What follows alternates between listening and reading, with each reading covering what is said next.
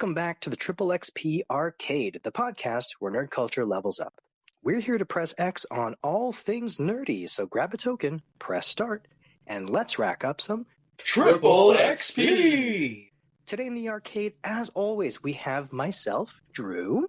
Everyone, you got Lex logged in here. And I am Gigs. On today's episode, we're going to be talking about some of our video game pet peeves. So these are things that you're playing a game and there's just something about it, whether that's a mechanic or some story function of the game where it just irks you the wrong way. Doesn't necessarily prevent you from playing the game, but it's just one of those pet peeves where you think, this game could be so much better if this didn't exist. Not the game, the pet peeve. So we'll start today with Gigs. Talk to us, Gigs. What's one of your video game pet peeves? All right, so mine's going to be, it's kind of like an RPG centric type thing. Very present in Bethesda games, and that's when you have an RPG where you can pick up everything. I hate that. I hate that so much. When you're given the freedom to just pick up the dumbest stuff, it's the hoarder in you just wants to carry everything, and then you get the encumbrance penalty after like 5 minutes of playing the game, and then you got to sort through your inventory and drop all your bread and all that crap. I hate that so much. It's in like every Bethesda RPG or that kind of Western RPG type thing where, first person or third person, and almost everything is like an item that you can pick up. Skyrim is like the foremost example for me. And it's a huge pain. Huge pain. Okay, so question. Is it the fact that you can pick everything up, or is it that your inventory is limited that kind of causes the frustration? Oh, it's definitely the picking everything up, because, it's the whole like, oh, this could be useful at some point. And then it never is. It never, ever is. It's like junk that you can sell, but then like a vendor is so far away, and then you go through a dungeon and you have like 11 short swords, and you're like, okay, cool, man. And you get like 2 gold for this, I guess. But it's like the compulsion to pick everything up is there, and it's infuriating because I'm very bad at being able to just separate that part of myself from the game. You know what I mean? Yeah, and how many times have you played a game where you're picking something up in like the first half hour of the game? Maybe it's in the first level or the first world, and you just hold on to that item till the end. It's still in your inventory. You beat the game, and you're like, what was this? What was I supposed to use this for? Yeah. I mean, I don't know how many Final Fantasies I've beaten with like all the mega elixirs still in my inventory. I'm like, okay, cool, man. Like, I guess I didn't need these. I could have used them at literally any point in the game, but I'm just going to hold on to them to the final boss and then still not use it. So that's pretty cool. That hits really close to home. I feel the hoarding and then thinking, I'm going to blow all of these items on the final boss. And then, like you said, you still get through the boss. You try not to use any of those items. Credits roll up and you're like, oh, I probably could have made my life so much easier during this playthrough. Yep. I feel personally attacked by that. Yeah, I know you're just as guilty as me. I remember watching you do that. And I'm pretty sure we had this conversation when we were kids. Like, why do I have so many X potions? I literally don't need them. It's like you out-level your normal potion way too fast. And then you just have like 80 normal potions. And you're like, okay, I'm going to drink like 80 of these to fill my health bar. Might as well, I guess. I'm getting flashbacks of Pokemon as you're saying that. Yep. What is it, 20 HP for your normal potion? And then your Charizard has like 200 health. Like, okay, sweet, man. Let me just... And somehow water heals more HP than your potion, right? Yeah, it's the craziest. But yeah, one thing I'll say though, I really appreciate that Cyberpunk had this problem at the start. And I know it went through its whole uh, it's Redemption Arc, and it is actually a phenomenal game now. I really like Cyberpunk 2077, but one of the things that they did change is that they actually removed a lot of that.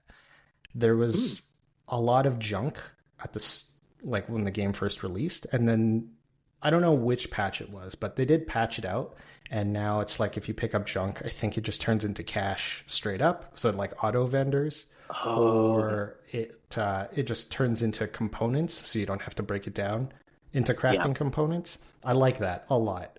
I don't have the time to inventory manage for those kind of games. Yeah. I'll play Yeah. an inventory management game if I want to inventory manage, you know what I mean? There are games for that, right?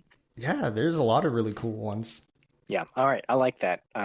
Picking up everything slash having the option to pick up everything. Yeah. A little bit overwhelming. I like that. All right, Lex, let's go over to you. What is one of your video game pet peeves? One of them, it kind of relates to Giggs's.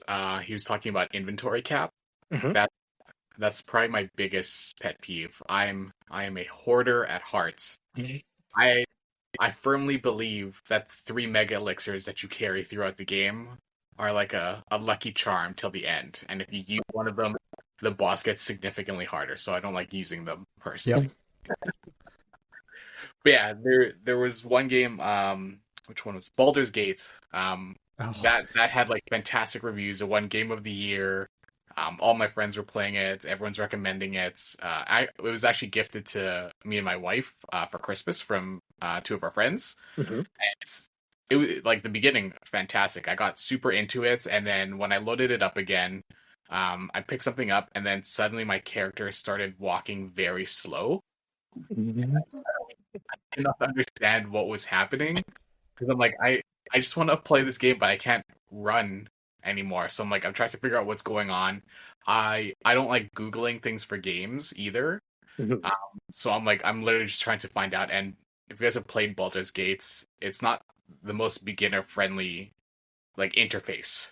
Hmm. So yes, 100%. it took me a while to figure out that there was like a red mark that said like 2300 divided by 2100. I'm like, oh, Yeah, okay. the inventory bar, right? It's Yeah. very hard to find. It's like at the bottom of your character sheet, and it's pretty small. Yeah, and it's so small. And then I dropped some items, and then so I moved fast again. And that's the last time I played that game. I'm like, I am so over this. Like Yes. I can handle an inventory cap. Like if I can't pick up anything more and I have to figure it out on the spot, that's fine. I've played games like that.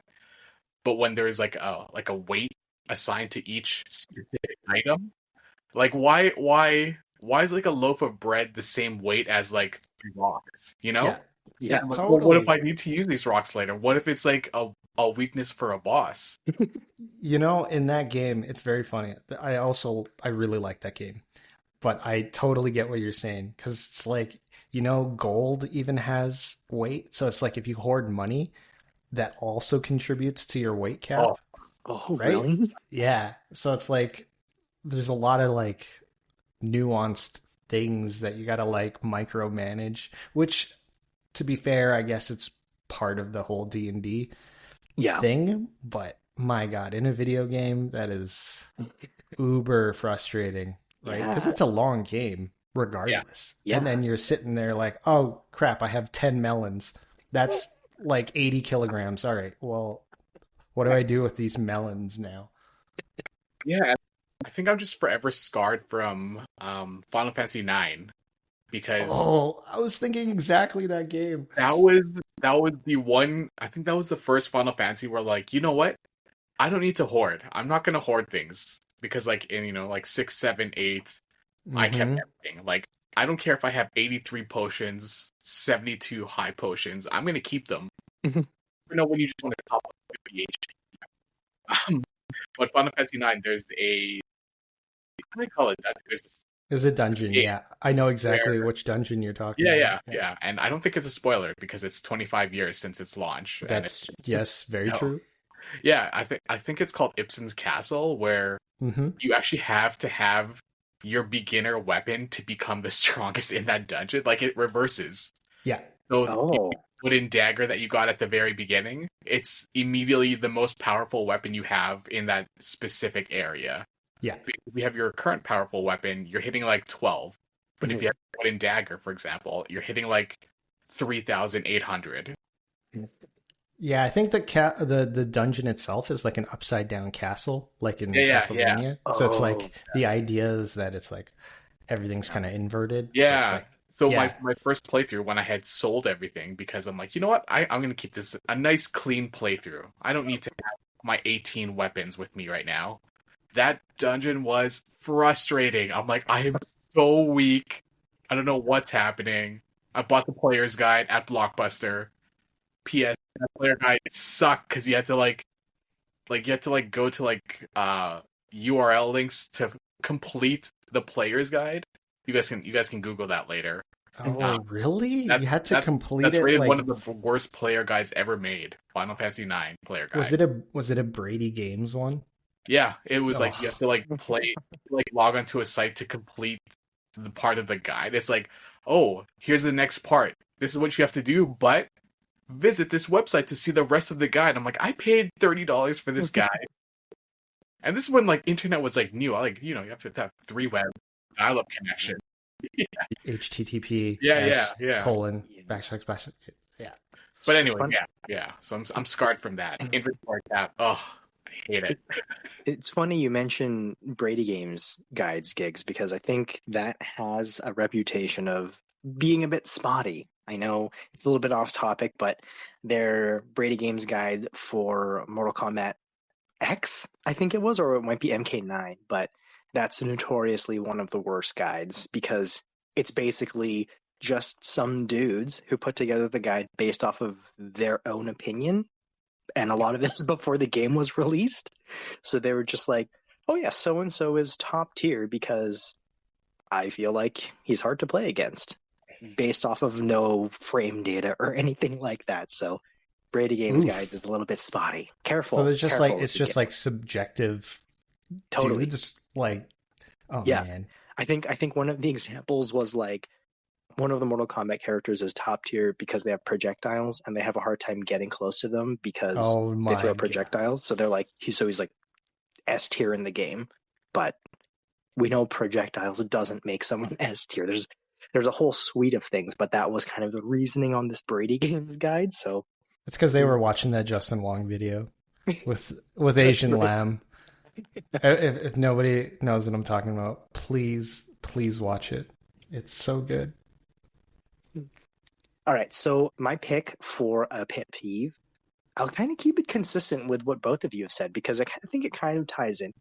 It sounds generic to start. It's games being, quote, too realistic, end quote. Oh. And now that sounds very broad, but in the context of what you're both saying, this is kind of like when you're going through a game and you're scavenging or picking up items and they're like crafting components. And then it's like you have to go to a kiln or you have to go somewhere and craft whatever tool or weapon you want. And I'm like, I don't want to go to work. I don't want to have to do chores and work in this game. I just want to pick up a weapon and go. I don't want to have to make the weapon from scratch and then say, oh, your weapon's not strong enough, so you have to go find raw steel from somewhere. And then you're on a quest now to find components for a weapon or an item. I can't do it. It feels too much like work for me. Yep. Like hunt down 5 bison for their pelt. Yeah. Yep. For the teeth. Yeah. One of the more recent games that this is a big offender of is Breath of the Wild. You've both heard there's going to be some Breath of the Wild chats here. I don't know if this is a hot take. It's probably a hot take for most people because everyone loves Breath of the Wild. But one of the things regarding this being too realistic thing is you have to go and get food and then you have to cook the food. And this is how you get like hearts or power-ups or some way. But just kind of that concept of having to gather ingredients and make the right combination recipe for what you need just feels like too much. I'm playing a Zelda game. I don't want to have to forage for apples and roots and tree bark so that I can make soup so that I won't die at the next boss, you know? You know, I totally feel that for Breath of the Wild as well. I actually don't like that either in Breath of the Wild.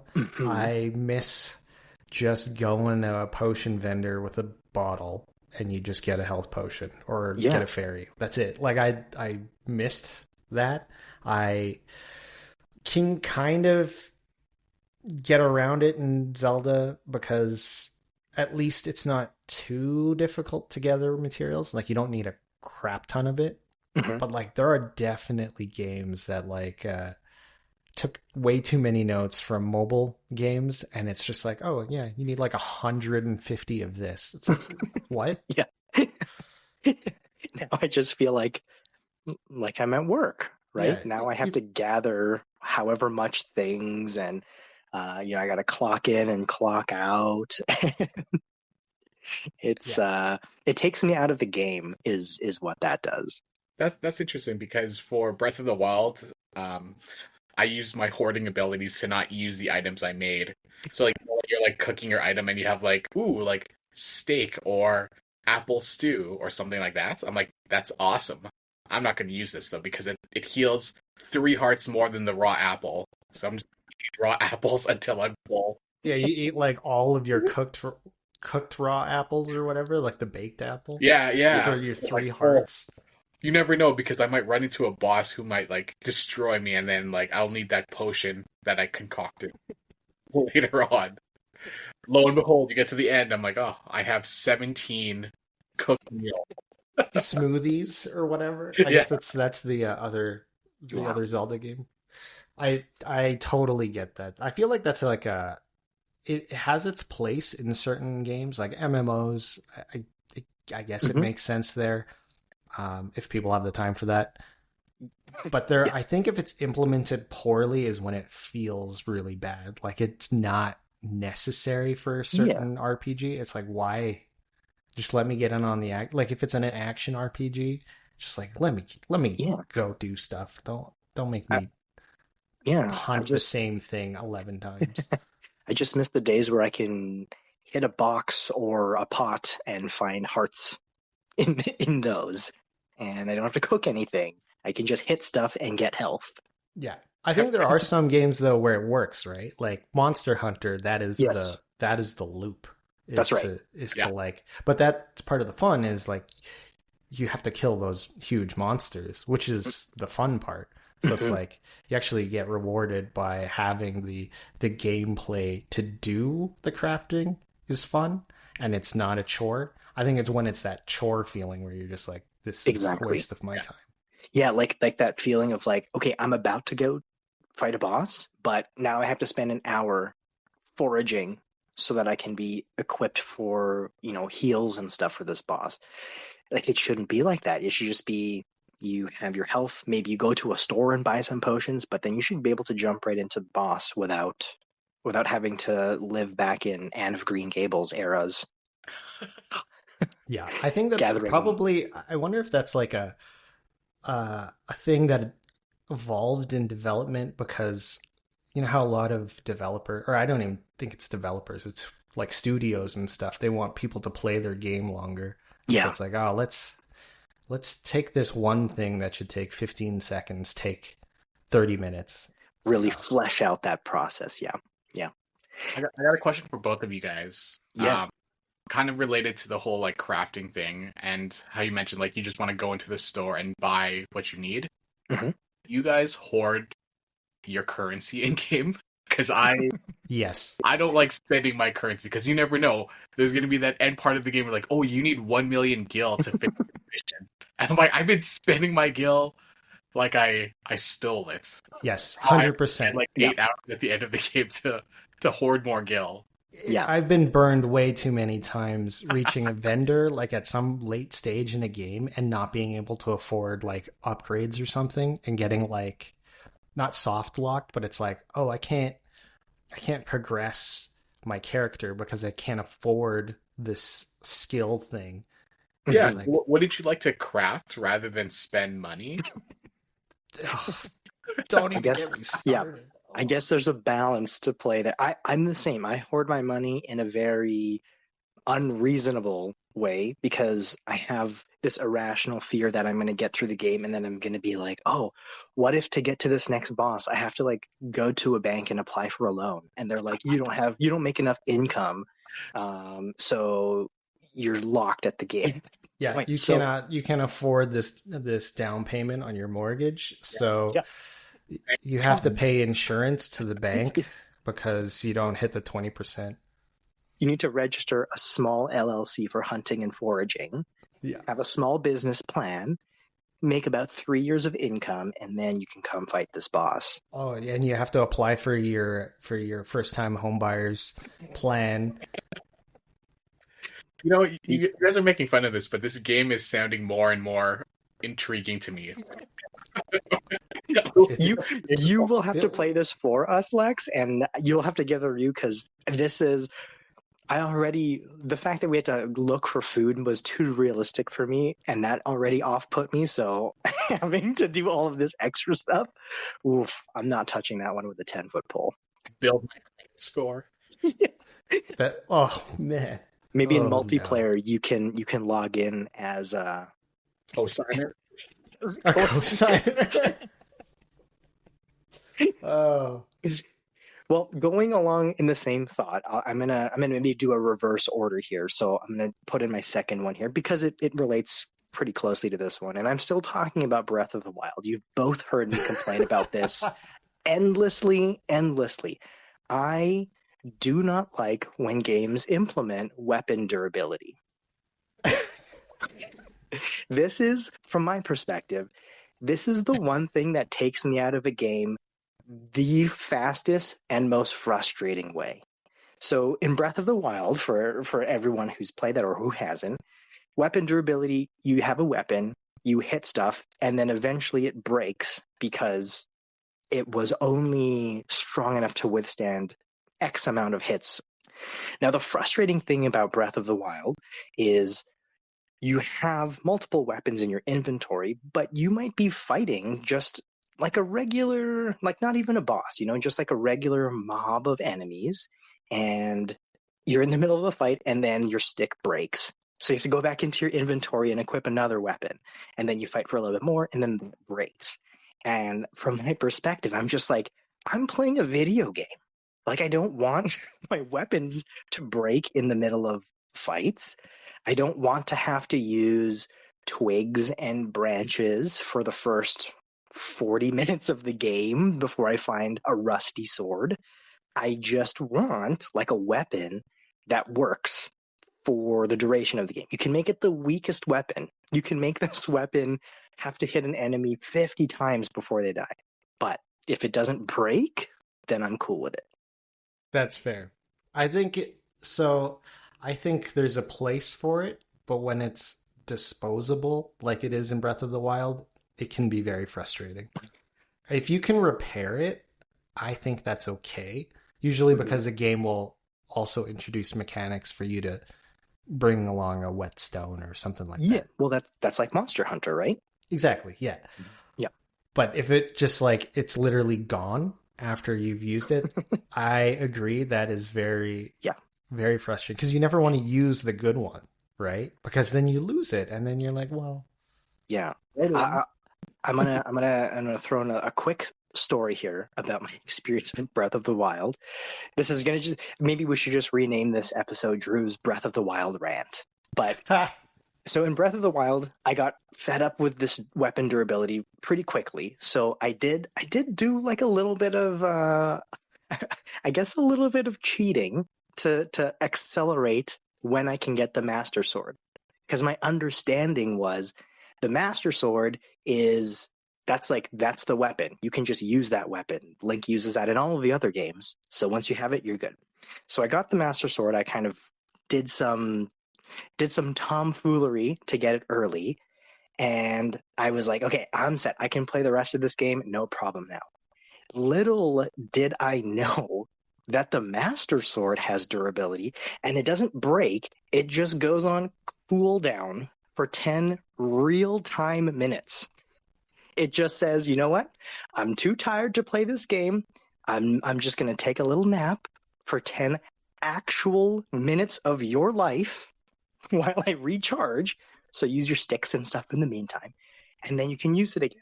And to be totally frank, at that point is when I stopped playing the game. So I've not beat Breath of the Wild. I've not made it very far into the game because once I learned that the Master Sword gets tired, I was like, nope, this is not the game for me. It gets tired. It needs to take a nap. Yeah. One of the most ridiculous. I didn't know that was the case. This is just one of the most ridiculous things I've seen in game mechanics for your weapon to go on cooldown in real time minutes. If this was an MMO, I guess I could see that being more applicable in those kinds of games, but come on, it's a Zelda game. Just let me hit stuff with a Master Sword, right? I feel that. I also had that revelation when I finally got the Master Sword, and I was like, oh my god, this is going to be a long game. What a disappointment that was. All right, I'm going to pin the Breath of the Wild rant. I think I've ranted too far along that route, so let's do reverse order. Let's go back to Lex. What's your next pick for a pet peeve of yours? So the other pet peeves I have are not game breakers. The inventory cap, weight limit stuff is a game breaker. That's something that'll make me stop the game entirely. This one is a pet peeve of mine, but it won't necessarily make me stop the game. And it's NPC missions. Oh, okay. Okay. Like, you know, the ones where you have to like escort them. Oh, escort missions. Yeah. Yeah, I'm looking at you, Natalia Sekanova. Is that how you say it? Oh my god. Are you talking from GoldenEye? GoldenEye. Right? Oh yeah, that's where the pet peeve originated from. That's where. Oh, man. Why would you start running as I'm shooting? And like, oh no, I hit her, then she died, and then it's just mission failed. Like, are you kidding me? Like, we're at the very end of this like finals. Like, what was it? Like the station, it was the like snow Russia. base one, right? Like the Yeah, one. yeah, like the snowman base, and you're like, oh, we're so close to the end, and then she runs up and then just stops in the middle of fire. I'm like, what are you doing right now?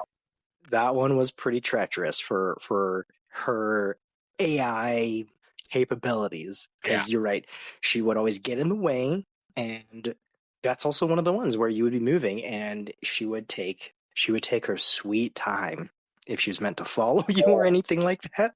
Yeah, the time it takes for them to walk, like these escort missions where they just take forever. Oh, yeah, triggering. And for some reason, every time these NPC escort missions happen, the NPC has like negative 17 health. So like, yeah, if you like turn too quickly, they die. Yeah, you sneeze in real life and then they die. Oh, like, come on, man. I want to play. I just want to like continue this story, but no, I have to spend like 45 minutes trying to get this dumb character from point A to point B. And Final Fantasy VII Rebirth, the new one, there was one side mission where it was so frustrating, where you just had to bring a cat back to its owner. Yeah, I know which one you're talking about. My God, triggering. You literally just have to you have to like get this cat back to its owner. That's all you have to do. That's the whole side mission. But this cat keeps like going around and then starts like antagonizing enemies, so you have to kill the enemies. I'm like, oh my God. That's the worst, when your escort character draws aggro from enemies and then doesn't help you fight them off. And then just stands there. And then it has like a health bar. I'm like, okay, here we go. And then you fail the mission, and there's no like checkpoint, so you have to go from a previous save. Yeah. Oh my God, my blood's boiling just on this episode. Inventory caps, NPC missions. Oh man. Did you guys? Oh, actually, I think Drew, you did. But Lex, did you ever play Resident Evil 4 with Ashley Graham? Oh, I did. That's one of the Resident Evils I played early on. Oh, the one where she has to turn the crank. Oh, yep. When she's like God. by herself. Oh my! That is easily one of the dumbest NPCs since Natalia. Like, They did improve her, like, in the Resident Evil 4 remake, but the original one was atrocious. I don't know how many times I booted her in the face trying to, like, kick one of those not the zombie guys, but those dudes. like The villagers. Yeah, the villagers. Yeah. Just like, oh my, wow, how are you dead after that?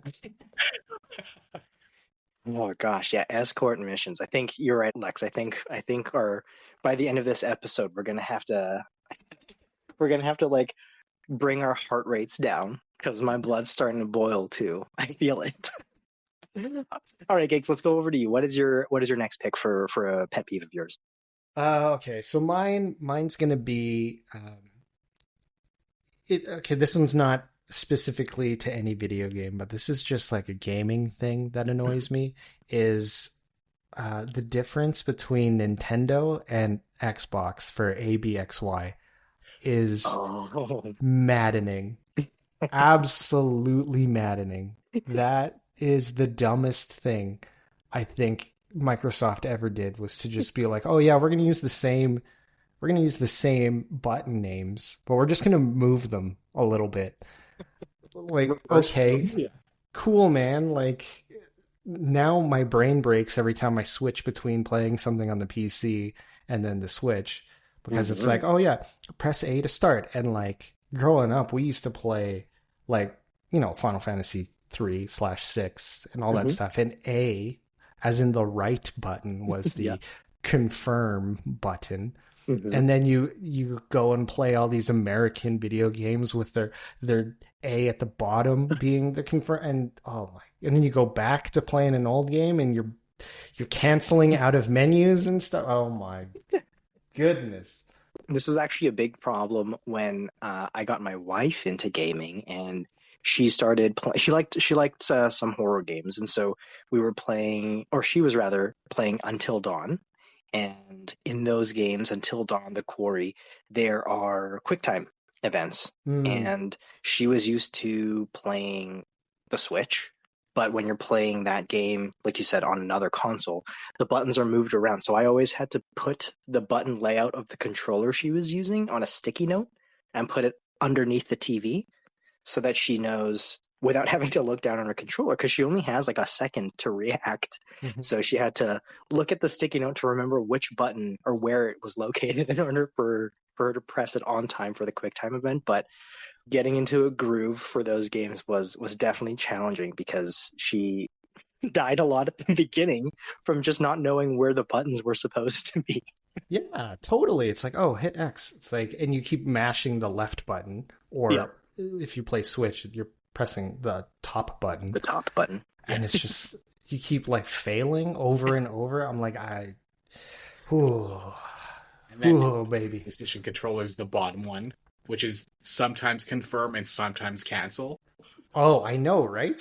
Yeah. Like, I guess that's like a regional thing, right? Because I believe Japanese games still use the right, circle as confirm. Which, by the way, I think is the superior confirm button. That's just me, though. It makes sense. Like, when you get right and wrong, circle is usually the rights and X is usually the wrong. Yeah, absolutely. That's like, it makes a lot of sense. I 100% agree with that. And A on the right, A is the first letter. So it kind of makes, you know what I mean? Like, yeah, and B means back. Really, I'm just pissed at Microsoft. I think that's what it boils down to. Was it Steve Jobs? Is it Steve Jobs? Not Steve Jobs. Bill Gates? Bill Gates, yeah. They're all the same. Bunch of nerds. Well, you never know. Bill Gates might be listening to this podcast. So Bill Gates, if you're listening, please donate. Please donate. Please donate. We're suffering. We have loans and mortgages that we have to pay. Trying to get a business license for my hunter-gathering license for Breath of the Wild. So maybe he can fund that game we were talking about where you can build your credit score and everything. What could it be called? Like Real Life Simulator? Mortgage Simulator? Ooh. Oh, no. I would play it. How well do you think a game called Mortgage Simulator would do in the market? You have to log in with your social insurance number. Oh my goodness. Well, that's it. I mean, that'll take a whole new level of microtransactions to a different place for Yeah. people. Sim debt. I think that would be. Sim debt. All right, so my next pick for a pet peeve, I'm going to go back into the older game era. So this is like Super Nintendo, Nintendo era. It's not really like a pet peeve that's a game breaker. This is kind of just like I wish I was maybe better. But this is when you're limited to 3 continues in a game. The game that still haunts me today as an adult, Death and Return of Superman for the Super Nintendo. Ooh. Oh, So this game on paper looks awesome. You play various. It's just a side scroller beat 'em up kind of game. You play through multiple levels, and at certain levels, you get to play as a different Superman. So you play as classic Superman. You play as Superboy. You play as future Superman. I can't remember what the. Do you remember, Gigs, what the metal Superman is called with a hammer? Isn't he just Steel? Steel Superman? Yeah. Or just So Steel? I think his name was just Steel, wasn't it? Like Shaq played him, right? I don't think it's the same character. I think Shaq Steel was just a Shaq character. He was not, it? Yeah, I thought it was that's not- Steel, like Superman Steel, like No, with the no. hammer. Is that not? Oh my! I have been living a lie. That's just Shaq with a hammer. Are you certain? Are you certain? I'm Yeah, gonna have to Google this. You can Oh, no. you can Google confirm that right now. But through this game, you get to play a bunch of different Supermen. But if you die and you use up your 3 continues, you go back to the start. There's no continue from where you left off. There's no password to carry on at whatever point. So I don't think I've played as Steel Superman yet because I can't make it that far because it's punishing. The game is not easy either, so I die constantly, and I can't make it to Steel Superman, and I don't think I ever will unless I use save states, which is probably, I guess, the only way that I'm going to be able to do that. But being limited to 3 continues forces you to be good at a game, which I am not, and I've played that game so many times in my life without having made it to Steel Superman. So I think at this point, that's just one of those pipe dreams for me. It's just going to always be one of those things where I'm like, when I'm old and gray, I'm just going to think, man, I wish I could have tried Steel Superman for that Death and Return of Superman game for Super Nintendo all those years ago. Do you know if was he the 3rd one you played or the 4th one? I think it was the 4th one because I've played all of the other ones. I have Superman, Superboy, and Future Superman, but just not the Steel, not Shaquille O'Neal Steel. Okay. Shaquille O'Neal. Nice. You know, it's the one that reminds me.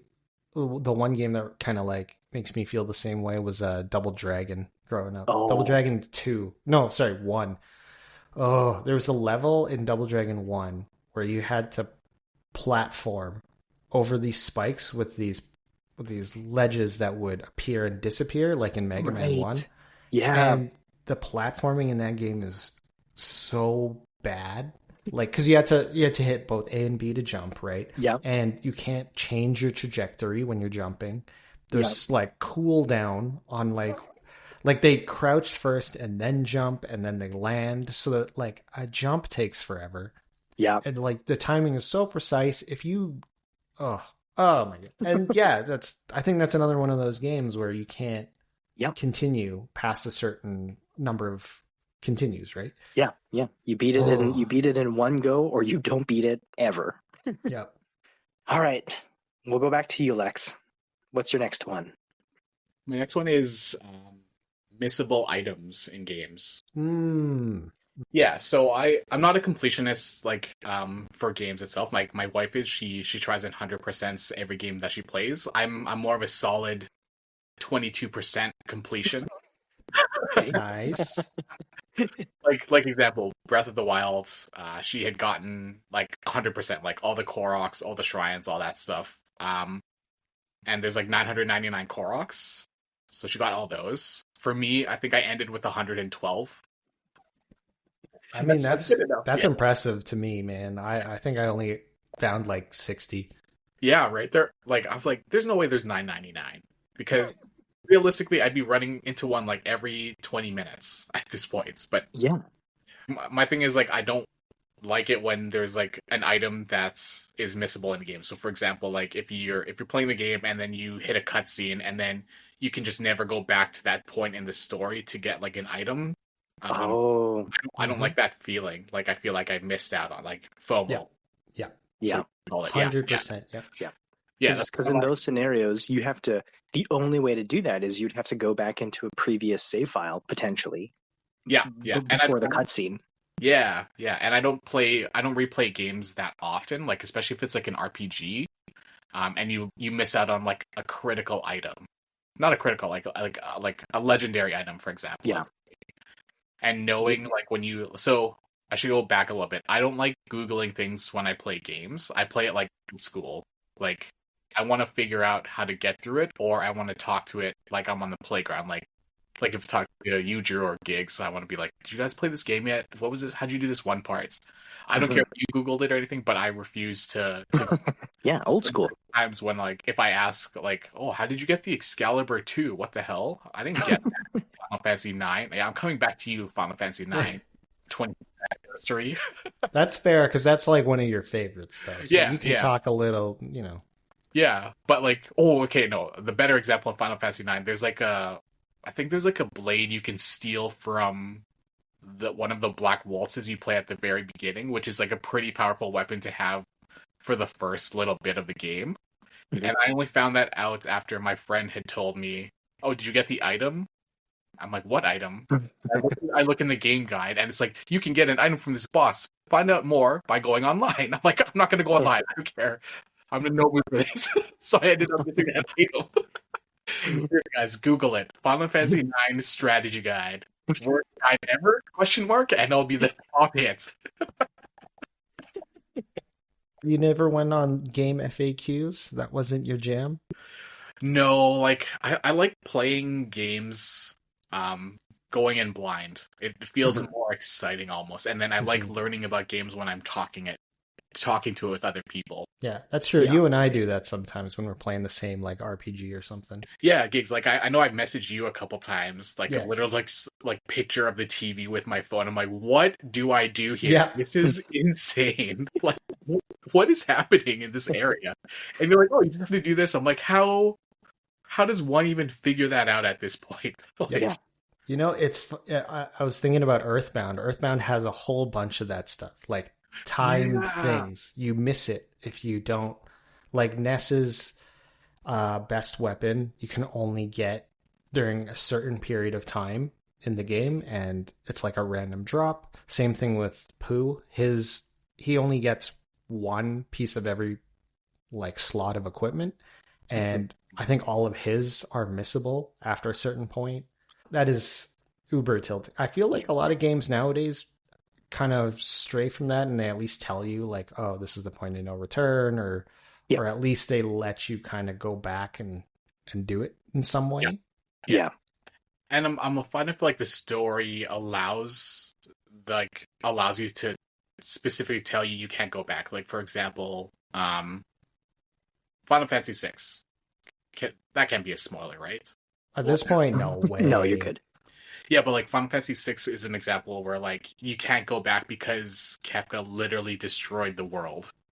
Right. You're like, oh, okay, now I know I can't go back. But if there was like just some sort of lock where like, oh, I can't go back to this building anymore because the door locked behind me and I have to continue the story. I'm like, no, I want it now. I want my hoarding. Give me that mech elixir. Yeah, there's a bunch of stuff in that game too, right? Like there's only one moment where you can recruit Mog, I think, and you have to do certain things if you want Shadow in the second part of the game. Yeah, and Right? it's based on a response. Like, oh, if you tell them to like, oh, I don't want you to come with me for this time. Or like you have to like give him a drink or something. Like, oh, would you like a drink? It's like, no, thank you. Then all of a sudden he's like your enemy. I'm like, what the hell? Yeah, it like locks you out Yeah. from ever getting him. I think I'm similar to you, and I think kind of the old school way of doing it. No internet, no walkthroughs. So, I mean, if people could see our group chat, we do this a lot. Yeah. Actually, if people could see our group chat when I was trying to play Breath of the Wild, I think that would be. As a quick aside, do you remember how ridiculous it was when I was trying to beat that elephant shrine or something? Oh yeah, you're telling us, and Lex and I were like, I don't think you're supposed to even be there yet.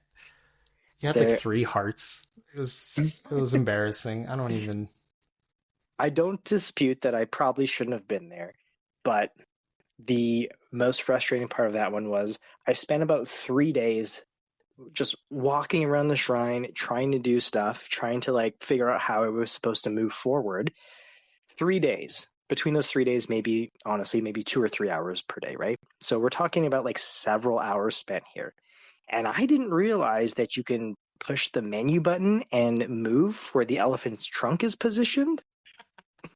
And I'm like, no one told me that. No, there was nothing in the game that indicated that this button would have a different function that would just normally pause or bring up a menu.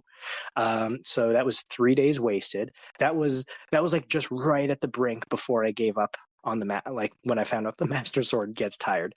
This was like a whole chain of events. So for anyone listening, Drew does not play Breath of the Wild. Will never play Breath of the Wild ever again.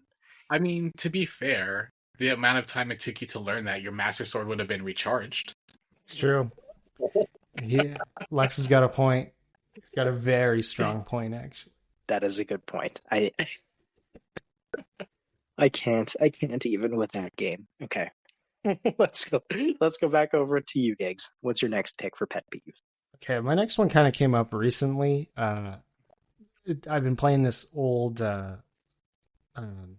JRPG on the PS2 again. It's called the Digital Devil Saga, because I don't think they'll ever remake it, which is really sad. But it's one of those Shin Megami Tensei, I don't know how to say it, SMT games, like Persona and whatever. Yeah. And I love the game. It's actually one of my favorite JRPGs of all time. But replaying it now, I remember how infuriating the random encounter rate is in that game, and how often you have to do random battles. It's mind-numbing. Like, to go from like the end of a hall to the other end is like a half-hour ordeal, because you run into like 10 enemies on the way.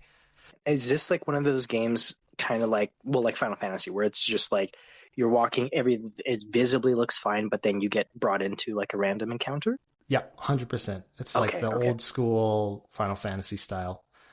And it's but the encounter rate is so high that it's very, very frustrating to do dungeons, because you're spending so much time battling. And like, the battle system's fine. It's pretty fun. I like it.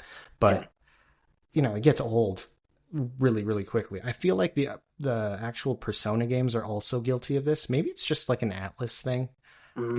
They crank up the encounter rate or something. I don't know, but like, I don't know if you guys ever played Persona, but that also tilted me to no end, because the amount of encounters that you have to do in that game. It's more because you have to climb floors in the randomly generated tower. But like, yeah, when you're spending hours doing very monotonous battles, it's rough. Yeah, if you kind of want that encounter rate to be in that sweet spot where like you're still running into battles, but you're almost like looking forward to it. So it's like fun when it happens, right? Yeah, those Tales games that Alex and I used to play were really good for that, because you could see the enemies. You could see the little black blob that like represents a monster, and you can like run into them if you want, or you could avoid them if you want, or do it Bravely Default style, which is like you literally get to choose it. You could turn it off. That's what I loved, is just like, okay, Bravely Default, highly recommend for anybody to play that. But yeah, you could just like run through a dungeon, get all the items and secrets without doing any battles. And then what I do at the end is I just like crank it all the way up and then just grind while watching TV or something and Mm-hmm. like level up before you fight the boss. Like that's it like lets you play the game at your own Yeah, leisure and it keeps the pace yeah. kind of up to you, which is really nice. I feel like that's a feature that should be in more of these kinds of games where you can determine the encounter frequency that you run into. Because some people, I'm sure, just want to kind of like how Lex likes playing games, want to go through the story and just like run through the story without having to be burdened with all of these like repetitive things, like you said, gigs, right? So Yeah. I feel like I that's think an there are overlooked feature. I think more and more developers are starting to do it, but it is not super common. I can't remember any off the top of my head, but Lex, I'm pretty sure you played one recently on like basically it's like story or low encounter rate mode or something like that, didn't you?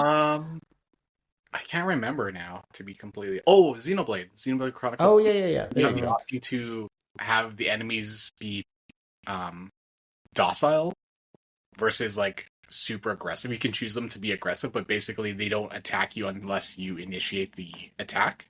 Mhm. There's some enemies obviously that'll attack you because they're like giant enemies or like level 90 enemies, but it was actually quite nice like roaming the fields and seeing all these giant monsters, but knowing they won't actively attack you and you won't actively run into like a bunch of things because sometimes you just want to get from point A to point B. Mhm. Enjoy the music, enjoy the walk, and not run into like 14 velociraptors. All right, so my next pick for pet peeve of mine, it's kind of just a quick one, but I don't like it when you're playing a game and there's a cutscene that's going on and you can't pause it. Oh yeah. So I know a lot of people are like, I want to be able to skip cutscenes because sometimes they're doing a playthrough and they just want to kind of like bypass it. I've already seen this a bunch of times. That's actually not my issue. I enjoy watching cutscenes when I'm playing a game, especially for the first time, but I don't know how many times it's happened where I'll start a game and then there's a cutscene and then someone rings the doorbell or I get a call on the phone or it's just something happens and then I have no way to pause it. So then I have to leave and I come back and then usually more often than not, the cutscene's over. And the only way I can go back and watch it is if I retrieve a previous save state and watch it again. But I think it should just be standard practice that you can just press start and then it just pauses it until you're ready to carry on in case you need to step away. I want to know the story, right? What if what about those games where it's during a cutscene but your pause button automatically skips the cutscene? Yeah, that's the Oh, tilting one. That's I where get, you mash the reset button on your yeah, console. I get so I feel so much anxiety when I'm playing a game, and I'm like, oh, do I risk pressing start to see if it either pauses or will it skip or will it do something entirely different? Yeah. So then I just sit there in like a decision stunned state until the cutscene plays through. And actually piggybacking off of that too. I think it's actually equally frustrating when you play a game and it starts with like a cutscene and then it drops you into the game and you have to play through a tutorial before you can get to the options menu. Oh, Oh yeah. yes. Yeah, Yeah. yeah. Yeah. That's the worst because you're like sometimes you want the reason why this is frustrating is because sometimes you want to change the buttons or change your button configuration or whatever, but Yeah. you have to play through the entire tutorial first before you can say, I want this button to be jump instead. That's pretty frustrating. A little life hack of mine for pausing the game is I actually use the PlayStation button or the home button on Switch to pause the game because the game won't Oh, at that point. You know? That's true. That's like a that's suspend feature that's Yeah, yeah, built in, right? yeah. that's kind of like a nice little hack. I'll have to double check because I've used that a couple times. The game that I'm referring to here is Hogwarts Legacy, so that's the one Mm. where it just plays through. But I'm trying to remember. I don't think it was Hogwarts Legacy, but there was another game where I thought that would work, And then I went back to the home menu, and the cutscene continued playing through, despite the fact that I was in the home menu. Obviously, I can't remember the game because once that happened, I dropped it, and I was like, nope, I'm not playing this game anymore. I guess it takes a very small amount to dissuade me from carrying on with the game. You basically you've given the game all your trust, and as soon as it breaks it, you're like, nah, I'm out. That's right. I can never trust you again. Interesting. All right, Lex, hit us with your next one. My next one, I actually don't know if a lot of games do this now that I think about it, but it's when enemies level up with you. Oh, okay. RPG related. I think the only one I can remember off the top of my head is Final Fantasy VIII, and that's the reason why I never got far in that Final Fantasy. Because you guys know me. I like the easy game. I want to be able to raffle stomp through my game. Yeah. I want to be level 99, and I want to summon Bahamut against the Mandragora plant. You know?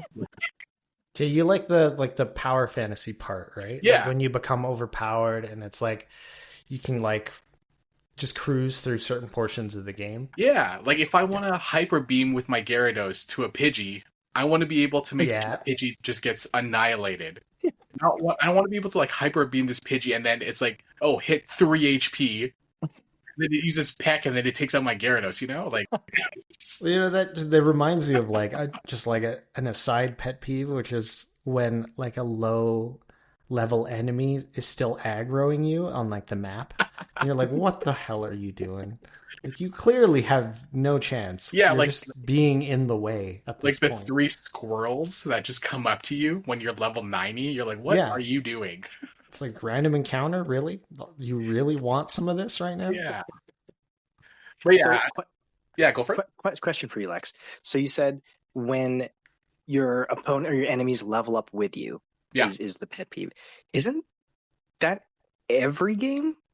No, like, is there a game where that's not the case?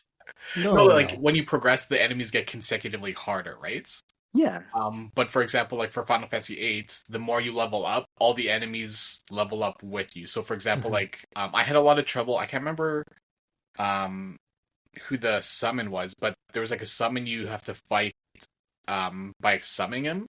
And I had a lot of trouble fighting him, so I'm like, okay, I'm just gonna level up a bit. So I'm like, I'm like level 17, level up to level 25. Last time I fought him, he was like level 20. I'm like, okay, I think I should be leveled up enough. I go back into that same battle as level 25, and he's like level 34. I'm like, what the hell is this? Like, you went and did some grinding too. Yeah, exactly. You won last time. Why do you have to grind, man? You grinded harder too. You went up to level 34. The difficulty was identical. I'm like, what is this? This is not cool. Yeah. Because like, yeah, it completely obliterates any sort of grinding that you need to do in the game. So it's just consecutively the same difficulty as you play. And I like going on the easier side of things. So if I'm having trouble, I'll grind for like 10 levels, and then I can stomp through like the current area I'm in. But as the 8, the more you grind, the enemies grind up here on the side with not knowing. I see what you mean. I think Diablo 4 is like that. I think a lot of people complained about that too, because it kind of defeats the purpose of those games, which is like to become overpowered. But it's when the enemies level up with you, you're like, I'm always struggling. And it's like, there's a certain point where you're like, that's not the point of the game. Yeah. Yeah. Yeah. And that's a good point, Gigs. You actually made me remind his name. His name was Diablos, I think, in Final was he? Yeah, you have to go through your menu. And when you summon him, or when you like open up a jar or something, then you go to fight him, and when you beat him, you get him as a summon. But yeah, I'm like, okay, I lost the first time. I'm gonna grind. I'm gonna go back again. I come back, he's stronger. I'm like, what is going on here? Like, this is hard. Yeah, good pick. Yeah.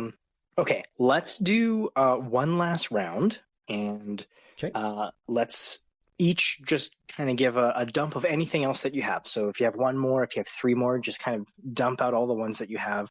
We'll go over to Gigs for your final pet peeve brain dump. Okay, so it's kind of a few, and they're all not specific to any game, but just video games in general. tutorials. I know how to play video games. You don't have to tell me how to play video games. Bad netcode. This is more of a online game sort of thing. So Yeah. especially for fighting games, when the netcode is bad, that is one of the most tilting things. I'd rather lose to someone cheesing me than to lose to netcode. I think that's like one of the most infuriating things because it's out of your control, right? Yeah. No skill required. You just lost because the netcode sucks. Yeah, I'm looking at you, Tekken and Fatal Fury. Like, what are you guys doing? It's 2025. That is unacceptable at this point. Isn't it always the case too when there's bad netcode that happens? It's always you that loses. It's never the opponent that like gets wiped or gets trashed because your connection is fine or whatever. Anytime there's poor netcode, I'm always the one that gets completely smashed by the opponent. Well, here's the thing. It probably does happen the other way, but you won't know, right? And so it puts all this doubt in your mind, like, oh, did I get that win? Like, you know what I mean? Like, it kind of breaks your trust in the game, and it's like, ah, crap. I don't know if I'm actually good or I'm trash, and the game is just in my favor at the moment. Mm-hmm. And one more would be just not being able to rebind keys for PC games. Oh yeah, I am an F. I'm an F to do things person, not E. And if a game doesn't let me rebind E to F, or if it's something dumb like, I don't know, C for confirm instead of E or F, it's just like the Xbox and Nintendo thing. Yeah. It's just like I'm constantly hitting the wrong buttons because you're not letting me change the damn keys. You have X to confirm on the keyboard. Oh my goodness. If I ever run into a PC game like that, I'm immediately just gonna write a bad review. That's what I'm gonna do. Yeah, refund. I was gonna say throw something at them, but I think that's a little too much. All right, so my final dump here is, I think this one's kind of common. I don't think we need to dive too much. Microtransactions, right? Everyone hates microtransactions. Mm-hmm. The specific one that bothered me was for Star Wars Battlefront 2. That's an EA game, so I don't think anyone's surprised to know that the microtransactions built in that game were a total disaster. It's been since fixed, but yeah, the start of that game, just having the ability to pay real money to make your character stronger and better than everyone else's was terrible. It was a pay-to-win game? I had no idea. I never played it, so I don't know. Yeah, you buy so you pay money for, I can't remember what they're called, star boosters or something, but they're stat boosters and they're random, but you pay money and then you get random stat boosts that you can apply to your online character, and then you spend enough money and you can completely destroy everyone.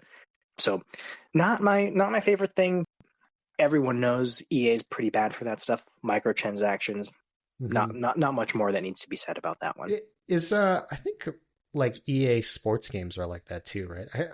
I think FIFA and NBA, well, I guess it's not live anymore, is it?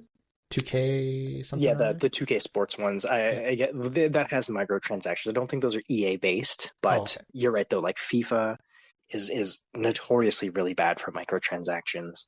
So EA's just got a pretty bad reputation for that, because when you mention that developer, that's kind of the first thing you think is, oh, there's microtransactions in that game for sure.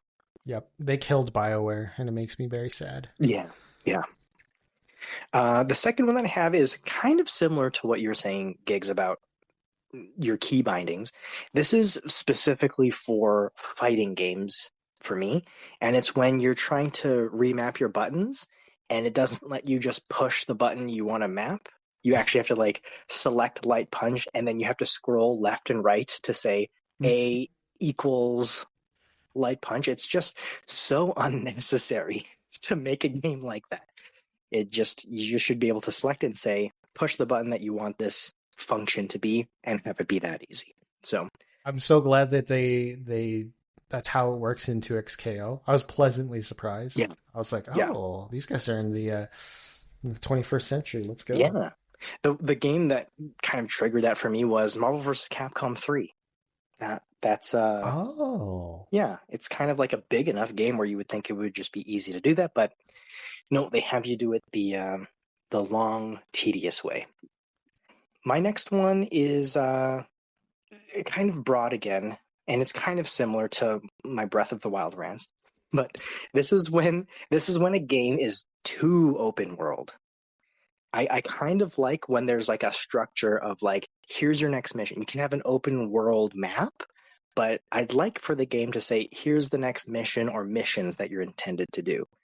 The offender for me for this one was GTA 5. So GTA 5, very open world, but there are times in that game where you finish the main mission and all the side missions and you're kind of just hanging out, and the game just like expects you to just hang out until someone calls you on your cell phone. And I'm like, well, like I'm playing the video game, so I want to play the video game. I don't want to just be like on standby for when the video game needs me to do something.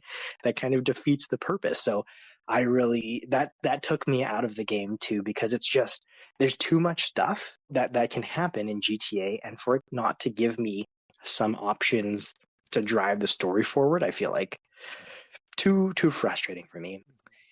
And my last one, and this is something that the three of us laugh at me about all the time, is updates for games. Yes. Especially day one updates. Oh my goodness gracious. My goodness. Anytime because I like to hop back and forth between games. I'm not the kind of gamer where I'll sit down and I'll play a game beginning to end for like days or weeks. Like I'll maybe play for a couple hours today and then maybe tomorrow I'll play another game. It's just kind of like whatever game I'm in the mood for. And honestly, maybe 90% of the time I try to boot something up, there's a massive update that's required, and it's not just like here, we're going to update the game for 3 minutes and then you're on your way. It's like, here's an 820 gig update that's going to go for the next 12 hours. So not only can I not play that game, I just can't play my PlayStation at all while I'm waiting for this massive update. So I'm talking about taking me out of a game. This is the biggest offender for taking me out of the game. It literally doesn't let me play the game for hours. So, one of my biggest pet peeves, and we run into this all the time. We used to play Apex all the time. That's exactly what I was going to... Yep, that's exactly what I was thinking about. How many Apex nights that we had that were just completely kiboshed because of updates. And it's like we would be playing Apex yesterday, no problem. We played for 3 hours yesterday. We boot up today. All of a sudden, why is there a 3-hour update today? What could possibly have happened? And then we boot up the game, and of course, no difference whatsoever. I don't. Yeah, it was just like a battle chest or whatever, the tick thing. It was just like, oh yeah, we got new skins. It's like, you son of a. Yeah. So I hate game updates. I understand why they're necessary, but I was told my PS5 promised me that it would do updates when it was sleeping, and it does not. It specifically waits for me to wake it up and be like, hey, can I play something? And it says, no, you may not. All right, Lex, close us out. Give us your brain dump for your pet peeves. Right. My first one is no pause menu. So different from the no pausing during cinematics, just no pausing during the game is a pet peeve of mine. Yeah. Monster Hunter Wilds did that, right, Gigs? Yes. Yeah. Because it's like if it's like an always online game, typically they don't let you pause because it's like you're in the world with but people. I'm not playing online either. I'm just playing solo mode offline.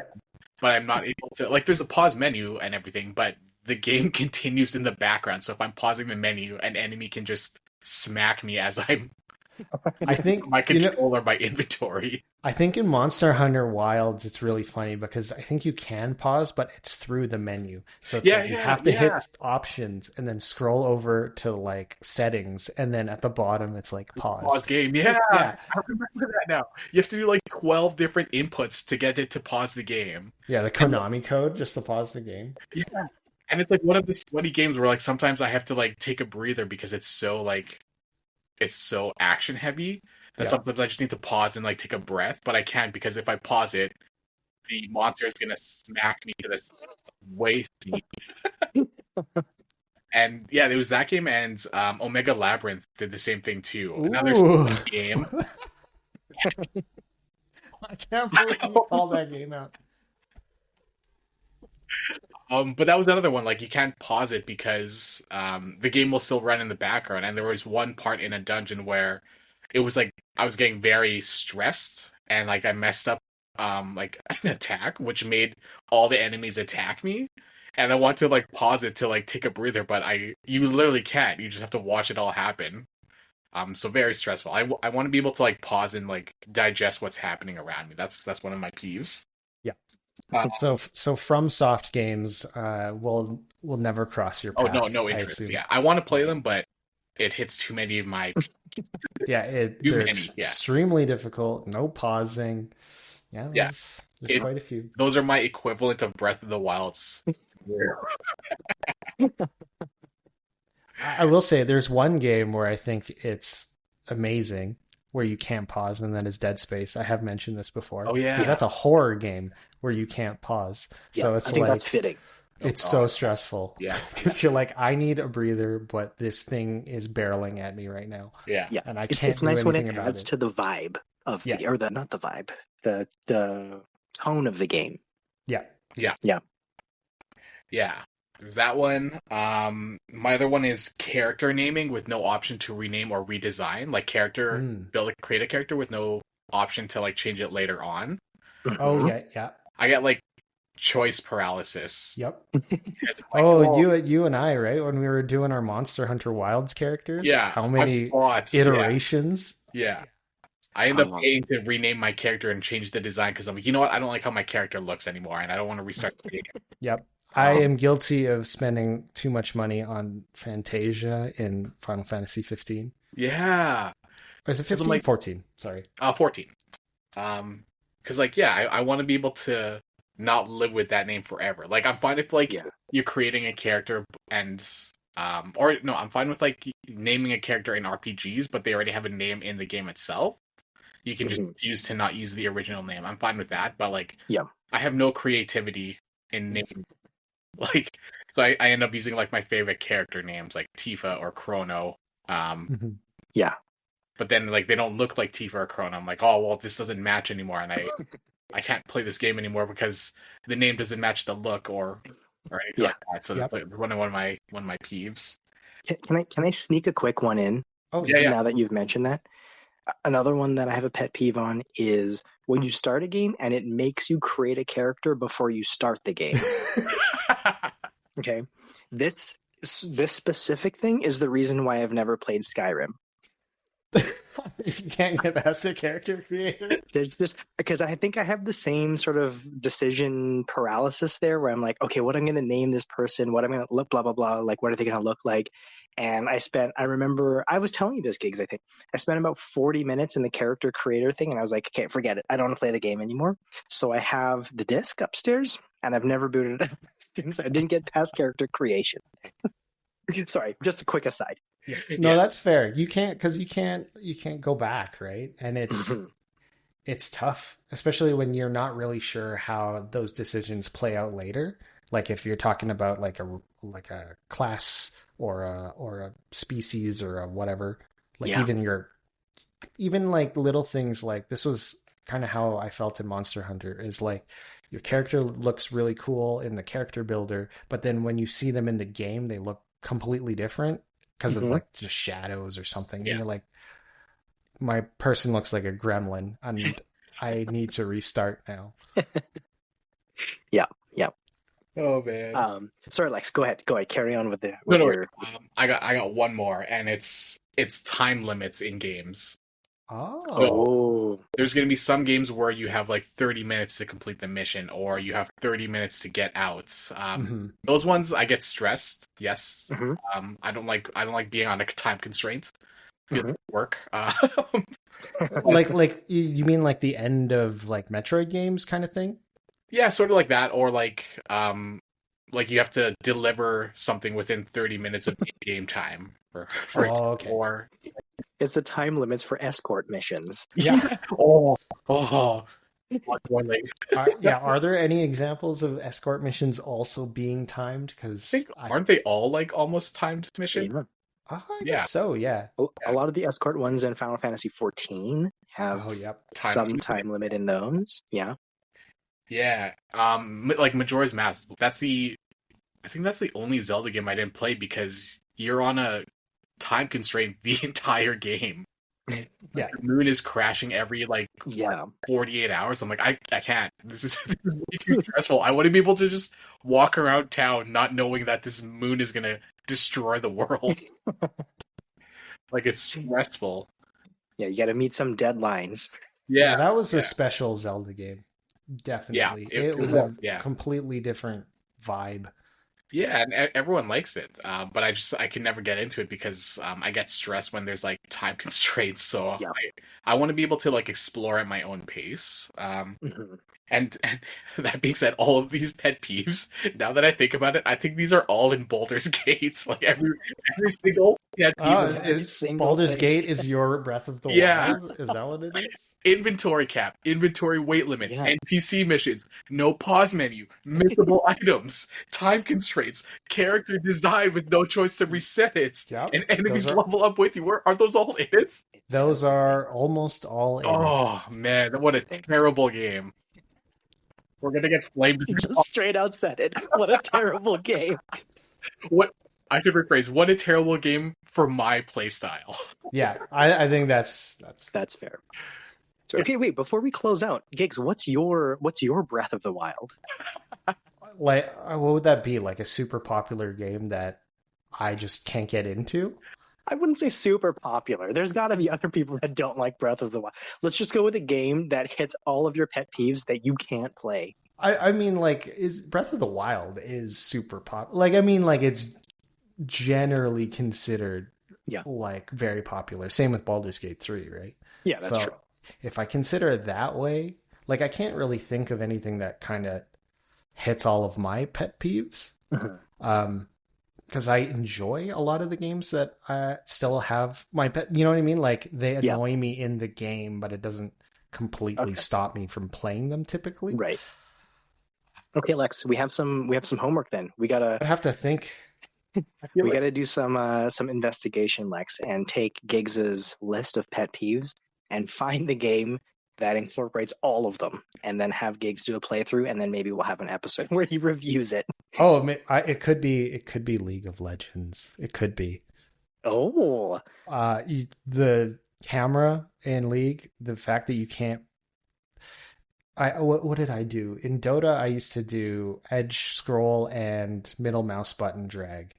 I did both, and I think it doesn't work the same in League. And inverted screen grab. Yeah, it is disgusting. It is very unfortunate. The keybinds in that game also, I think, frustrated the ever-loving hell out of me. Drew, I think what we gotta do is we gotta create Giggs a custom controller where the face button are all X's. You guys just gotta get me my brother's old N64 controller. You remember that thing? Yeah. The Mad Cats? The Mad Cats. What did you call it again? I think he just called it the Beast or something. Beast. Yeah, maybe we'll post a picture of what that controller looks like, because that was basically that was guaranteed carpal tunnel. There's no way that you can use that without doing some long-term damage to your hands. Maybe that's why I can do like the claw better than you guys can. Yeah. For like controller games. What if the controller's a dangerous banger? What if it's like legitimately good, actually? Or no, there's literally no way that controller was ever good, right? Yeah, dangerous banger means it has to have been good at the time, and we all hated it at the time. Yeah, also. That was the one where we were all playing GoldenEye, and whoever got it that wasn't my brother would have been like, son of a. Yeah, you're guaranteed to get kicked off because it's whoever's in fourth place gets booted off, right? Yeah. So I you're like, remember my brother menacingly laughing at us because of that too. yeah, that one was just a brutal controller. My hands are already hurting just thinking about it. Yep. All right, folks, that's a wrap for us this week on the Triple XP Arcade. We always love hanging out with you in the party, so please leave a comment below and let us know what your video game pet peeve is or why you don't like playing Breath of the Wild. And be sure to follow us on socials so you don't miss a drop with new episode releases every single Friday. Until then, game on, stay nerdy, and remember, you always level up faster at the Triple XP Arcade.